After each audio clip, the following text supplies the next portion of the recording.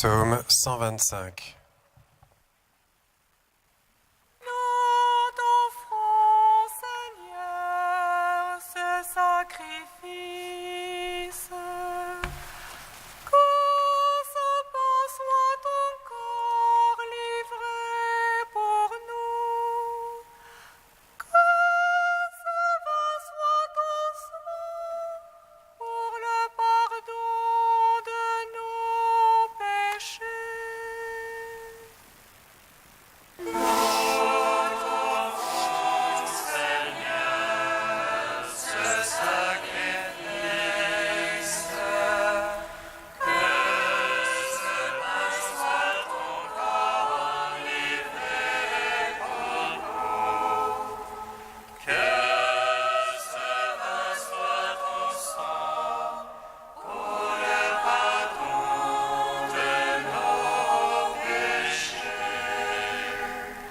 Quand le Seigneur amena nos captifs, nous étions comme en rêve. Notre bouche semblait le rire, et nos lèvres de chansons. Et l'on disait chez les païens merveilles.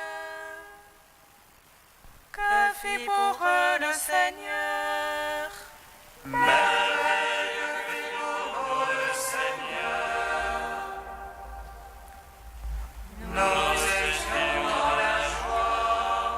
Ramène, Seigneur, nos captifs, comme torrents au désert. Laisse-le qui sème moissonne en chantant. On s'en va en pleurant. On porte la semence. On s'en vient en chantant. On apporte les gemmes. Gloire au Père, au Fils, au Saint-Esprit. Pour les siècles des siècles. Amen. Nous t'offrons, Seigneur, ce sacrifice. Que ce pain soit ton corps livré pour nous. Que ce vin soit ton sang pour le pardon de nos péchés. Psaume 127. Je ne boirai plus le fruit de la vigne jusqu'au jour où viendra le royaume de Dieu. Je ne boirai plus du fruit de la vigne jusqu'au jour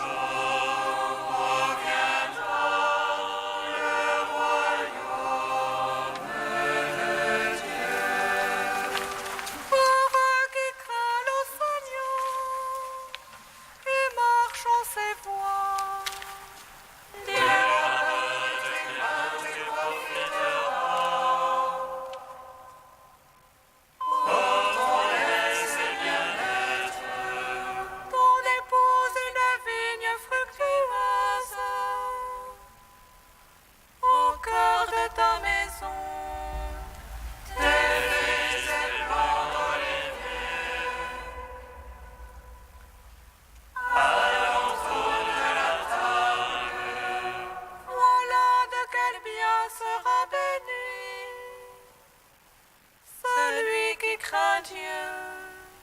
Que le Seigneur te bénisse le Sion. Tous les jours de ta vie, puisses-tu voir Jérusalem dans le bonheur et voir les fils de tes fils.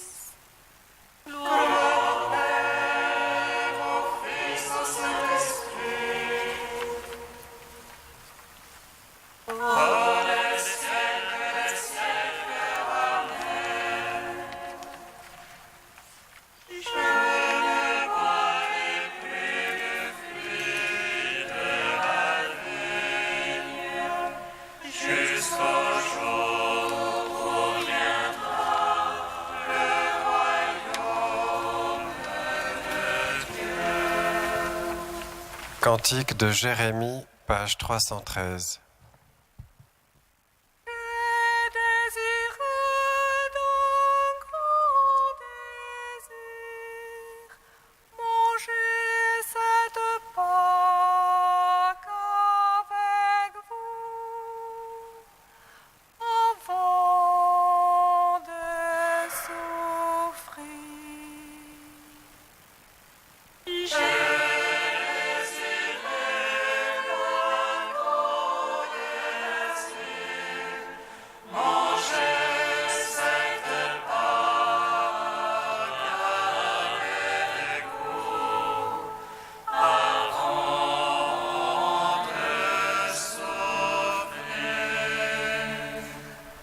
Écoutez, nation, la parole du Seigneur.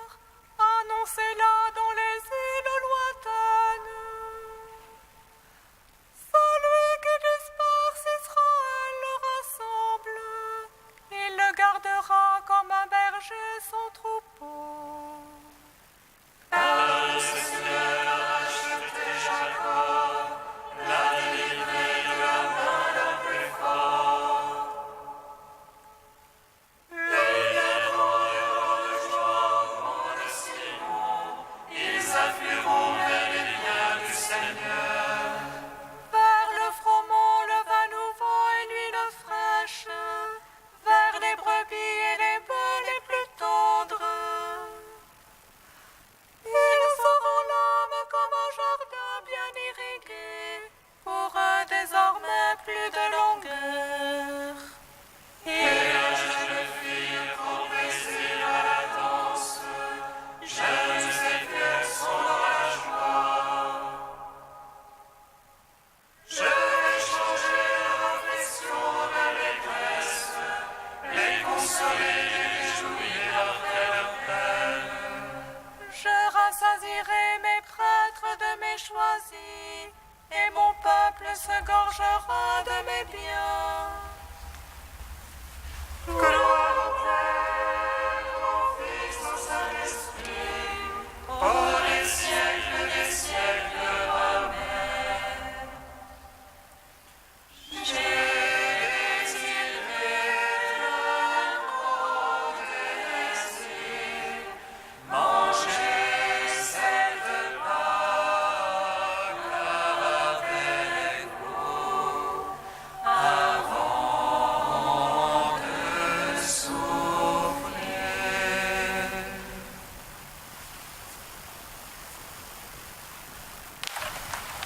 Lecture de la première lettre de Saint Paul apôtre aux Corinthiens. Frères, moi, Paul, je vous ai transmis ce que j'ai reçu de la tradition qui vient du Seigneur. La nuit même où il était livré, le Seigneur Jésus prit du pain, puis ayant rendu grâce, il le rompit et dit, « Ceci est mon corps donné pour vous. Faites cela en mémoire de moi. » Après le repas, il fit de même avec la coupe, en disant, « Cette coupe est la nouvelle alliance établie par mon sang. Chaque fois que vous en boirez, faites cela en mémoire de moi. Ainsi donc, chaque fois que vous mangez ce pain et que vous buvez à cette coupe, vous proclamez la mort du Seigneur jusqu'à ce qu'il vienne.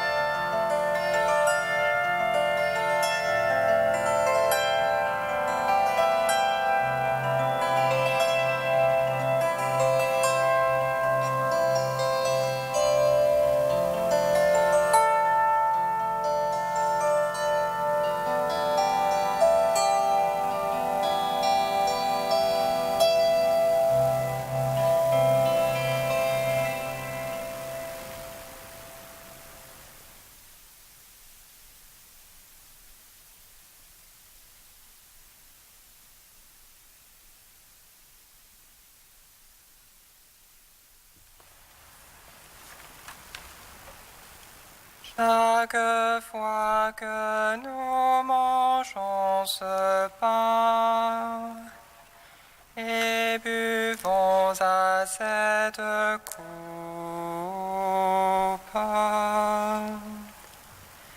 nous annonçons la mort du Seigneur jusqu'à ce qu'il vienne.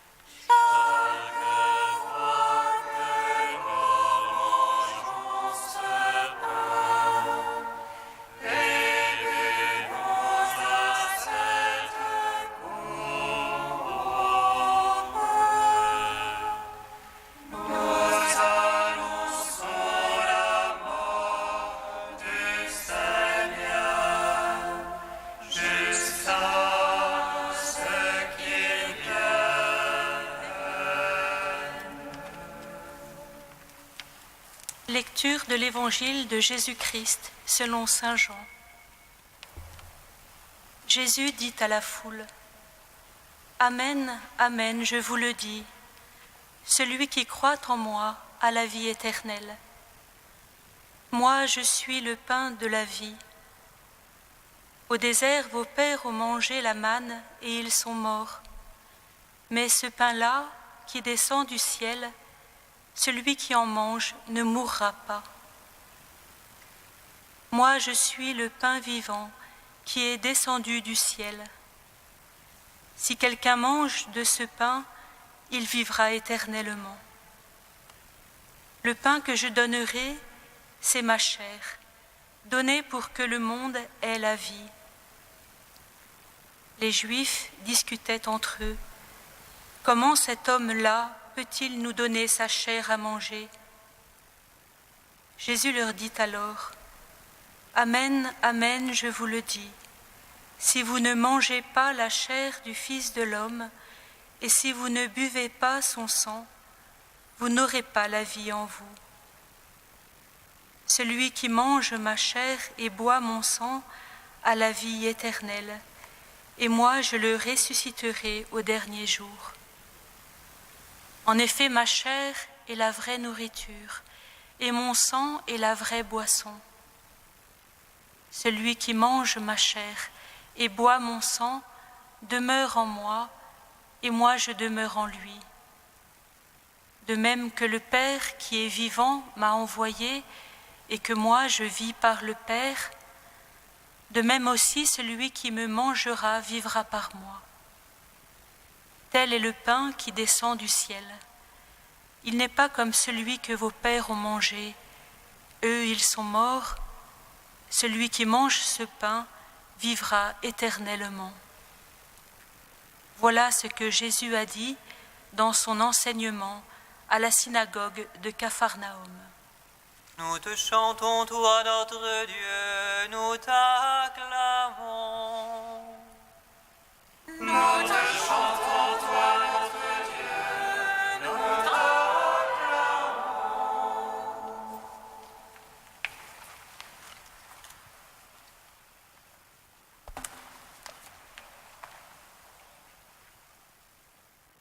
En vérité, je vous le dis, celui qui croit en moi a la vie éternelle. Je suis le pain de vie. Lui, il se donne, et nous avons à croire. Il se fait pain, il se donne, il se fait pain pour se donner, pour être en nous, pour vivre en nous, pour être vie en nous, et nous avons à croire. Il est venu parce que nous étions absolument coupés du Père, coupés de la vie. Nous vivions pour nous-mêmes, par nous-mêmes, centrés sur nous-mêmes, autour de nous-mêmes. Mais ce n'est pas pour cela que nous avions été créés.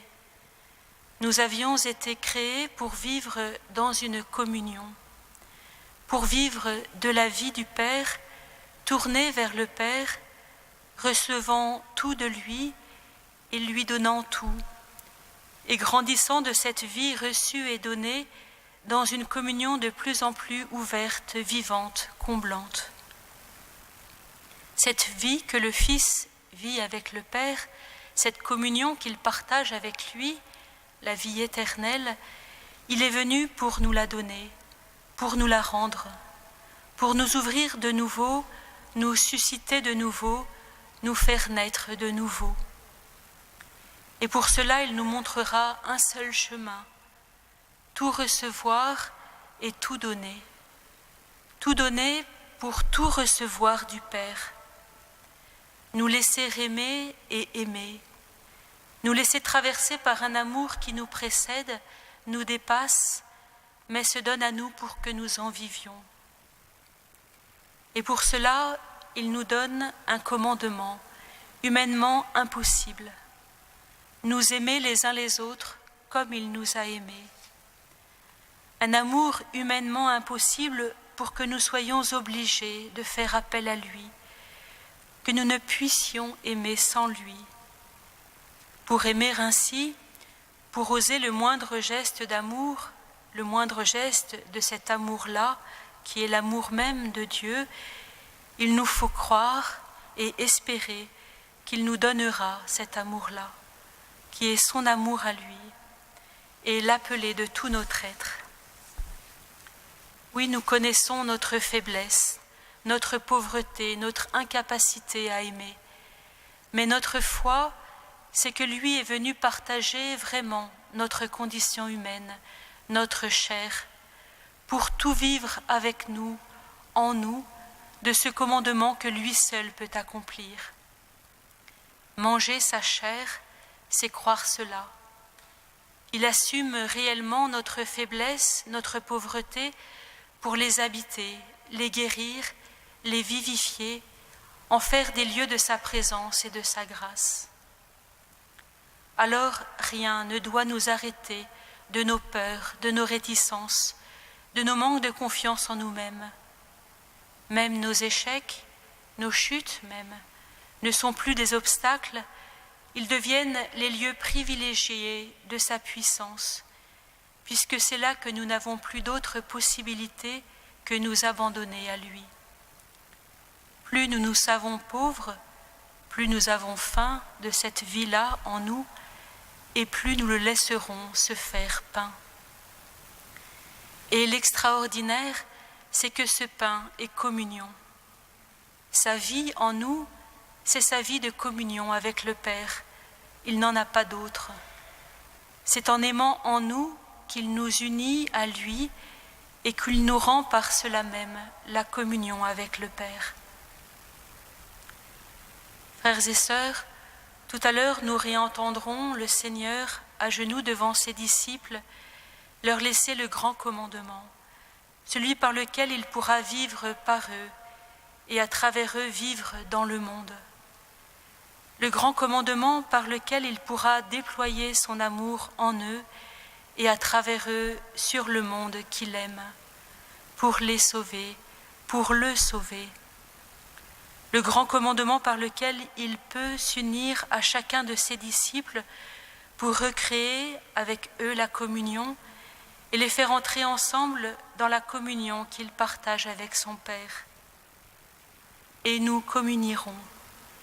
Nous ferons alors l'acte de foi le plus extraordinaire de sa vie réelle en nous, qui nous ouvre à la possibilité de l'amour.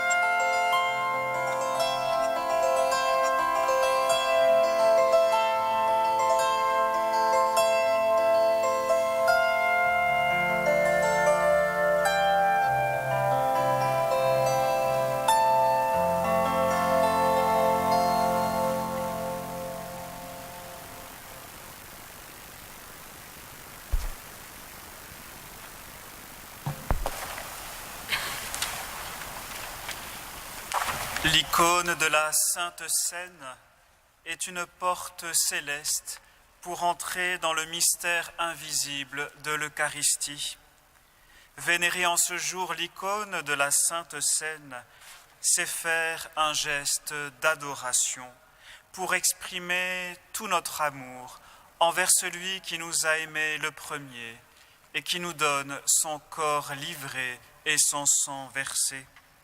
Vénérer l'icône de la Sainte Seine, c'est faire aussi un geste d'humilité, c'est s'incliner devant la grandeur de Dieu qui s'abaisse lui-même pour nous élever jusqu'à lui.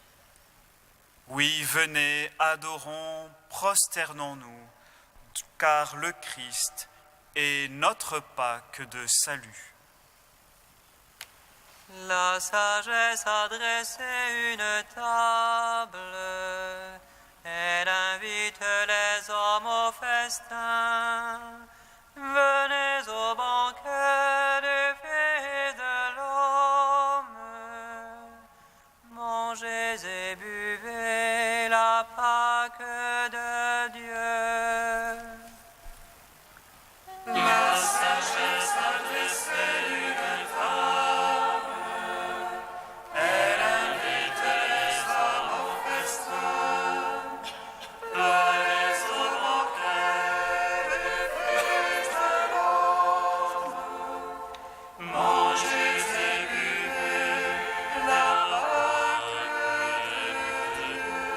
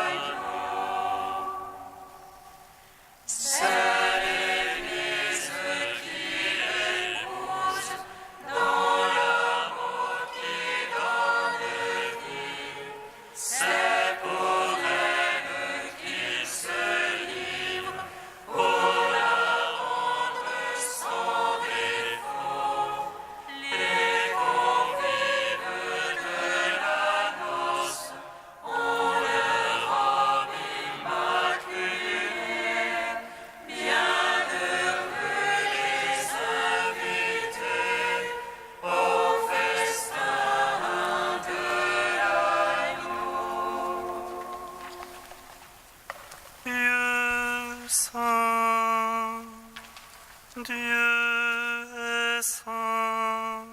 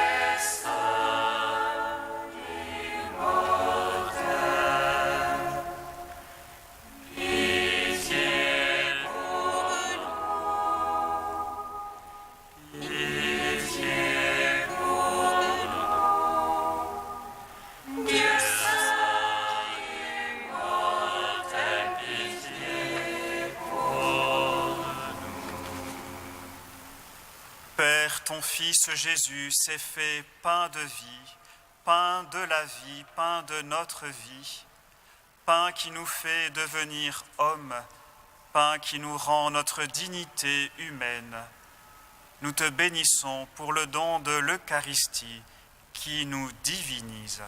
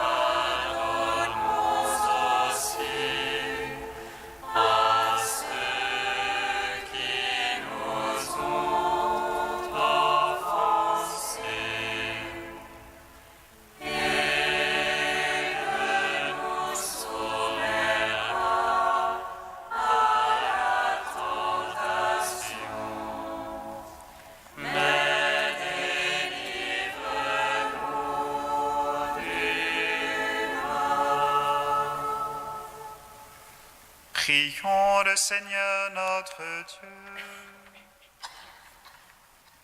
Tu nous appelles, Dieu notre Père, à célébrer ce soir la très sainte scène, où ton Fils unique, avant de se livrer lui-même à la mort, a voulu remettre à son Église le sacrifice nouveau de l'alliance éternelle. Fais que nous recevions de ce repas qui est le sacrement de son amour, la charité et la vie. Par Jésus-Christ, ton Fils, notre Seigneur et notre Dieu, qui règne avec toi et le Saint-Esprit, maintenant et pour les siècles des siècles.